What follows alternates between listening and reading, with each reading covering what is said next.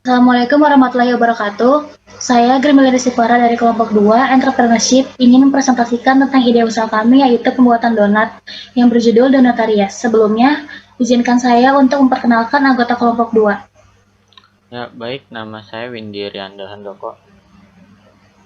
Nama saya Syifa Aliza. Saya Siti Rahma Padilah.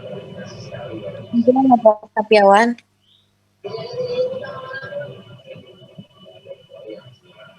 Pertama, latar belakang terbagi menjadi dua pembahasan yaitu problem dan solution. Problem sendiri yaitu Donatarias adalah bisnis mengolah bakery donat. Salah satu alasan kami membuat bisnis ini karena kami telah mengerti pembuatan donat dan mudah disukai kalangan manapun dan siapapun. Solutionnya agar dapat menarik banyak pelanggan, kami akan membuat produk kami bervarian rasa dan warna agar mudah disukai kalangan manapun. Berikutnya pasar penjualan, target market. Kami menargetkan produk kami pada kalangan anak muda dan anak-anak. Produk kami terbilang cukup kekinian dengan rasa dan warna yang menarik. Baik, saya akan lanjutkan dari rekan saya. Di sini saya akan membahas market size. Market size berarti jumlah individu yang potensial membeli sebuah produk atau jasa. Market size juga menunjukkan kemampuan kompetitor serta bagaimana kompetitor memperlakukan pangsa pasar. Berikut cara menghitung market size menggunakan metode bottom to up. Jadi di sini itu total konsumen kami itu market size 0,5 itu dari sini. 5-nya itu dari kompetitor kami. 5 kompetitor yang dalam bisnis kami. 100% potensial kami menjadi dibagi 5. Jadi 0,5. 0,05. 0,05. P harga jual. Harga jual kami di sini rata-rata 8.000.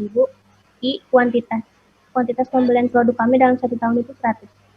Jadi menghitung market size sama dengan 200 dikali 0,05 dikali 8.000 dikali 100 sama dengan 8 juta. Jadi itulah total market size bisnis kami. Market size ini penting. Biasanya kalau ada investor yang lebih dahulu ditanyakan itu market size. Jadi sangat berpengaruh pada bisnis yang dijalani. Saya lanjut bahas mengenai keunggulan produk kami. Alasan toko dan produk kami terpilih karena alasan utama tentunya produk kami halal dan terbuat dari bahan-bahan yang aman, sangat terjamin untuk umat muslim. Produk kami juga tentunya higienis. Saat pembuatan produk kami memastikan menjaga kualitas alat dan bahan yang kami gunakan. Tidak lupa juga kami selalu mencuci tangan sebelum proses pembuatan produk. Ini semua kami lakukan untuk menjaga kualitas produk kami, sehingga para konsumen menjamin dan mempercayakan toko kami sebagai toko pilihan mereka. Selanjutnya saya akan membahas revenue stream. Secara sederhana, revenue stream dapat didefinisikan sebagai sumber utama bisnis dalam mendapatkan pemasukan. Revenue stream dapat diartikan sebagai sebuah cara yang ditempuh pelaku bisnis untuk mengelola arus pendapatan, termasuk di dalamnya pengelolaan sumber daya yang diperlukan untuk mengelola pendapatan tersebut. Jadi di sini kami menggunakan jenis transaction revenues. Transaction revenues ini merujuk kegiatan mendapatkan aliran dana dengan menggunakan sistem transaksi dalam sekali pembayaran oleh pelanggan. Dengan kata lain, melalui transaksi ini, pelaku bisnis bisa mendapatkan dana langsung dari konsumen setelah menjual jasa atau produk. Saya lanjutkan ke rekan saya. Baik, sekarang go to market strategi. Jadi rencana market kami, rencananya kita bakal melakukan promosi ke media-media sosial seperti Instagram, Facebook, dan yang lainnya, dan membuat website dan membuat toko e-commerce. Jadi lebih memudahkan transaksi dan jual beli. Jadi nama toko kita tuh lebih luas ya, dikenal sama banyak orang, diketahui. Dan selanjutnya adalah kompetitor atau pesaing. Jadi kompetitor adalah bakery brand lokal ternama dan para pelaku bisnis yang telah berpengalaman dalam menjalani bisnis yang kami jalankan ini. Jadi ya mirip-mirip gitulah, contoh kayak misalkan apa ya, ada yang bisa bantu sebutin gitu. Kalau bawa merek kayak ya Kejiko. Jadi masih, kalau menurut saya sih, kalau soal pesaing ini kan karena baru juga, jadi masih harus berusaha kan. Jadi tapi kalau misalkan itu paling dari segi harga aja kita lebih murah.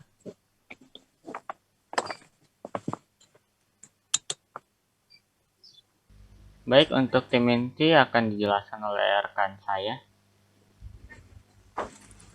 Tim inti kita harus bertanggung jawab, jiwa semangat besar, melakukan tugas sesuai arahan, komitmen, menghargai satu sama lain. Tim inti sendiri adalah sekelompok orang yang saling bekerja sama untuk sebuah tujuan yang telah ditentukan bersama. Dalam sebuah tim, setiap orang memiliki tugas masing-masing di bisnis. Tim merupakan salah satu pondasi penting yang harus kita kelola dengan baik. Sebuah tim memiliki peran penting dalam perkembangan sebuah bisnis, di mana jika tim yang kita miliki kurang maksimal dan tidak dapat bekerja sama, maka perkembangan bisnis akan mengalami kendala dan hambatan. Sedangkan jika tim kita solid dan mampu bekerja sama dengan baik, bisnis akan mendapatkan peluang besar untuk terus berkembang dan bertahan menghadapi pesaing bisnis.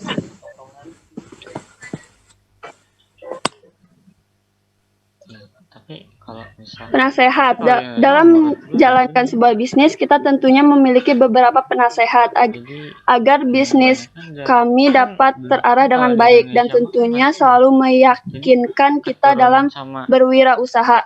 Advisor pun dapat berpengaruh ketika bisnis kami mengalami kendala. Mereka akan mengarahkan kami agar bisnis kami kembali berjalan dengan baik. Penasehat bisnis juga mempunyai beberapa fungsi, yaitu meninjau keuangan perusahaan, menyiapkan penjualan, meninjau sistem bisnis, memberi nasihat struktur transaksi dan berpotensial, serta menentukan posisi yang strategis dan memberikan ulasan pasar. Pencapaian merupakan sesuatu yang telah kita capai dalam berwirausaha. Dan pencapaian usaha kami yaitu terwujudnya menciptakan inovasi produk terbaru yang bermanfaat, serta terjualnya penuh target konsumen per hari. Sedangkan milestone merupakan sesuatu daftar yang ingin kita capai dalam berwirausaha. Milestone kelompok kami yaitu menambah varian rasa baru, membuka cabang baru, memperluas lapangan pekerjaan, memiliki nama brand seperti Jeko dan Dunkin Donat, serta bekerja sama dengan brand lokal ternama. Sekian dari kelompok kami. Kurang lebihnya mohon maaf. Wassalamualaikum warahmatullahi wabarakatuh.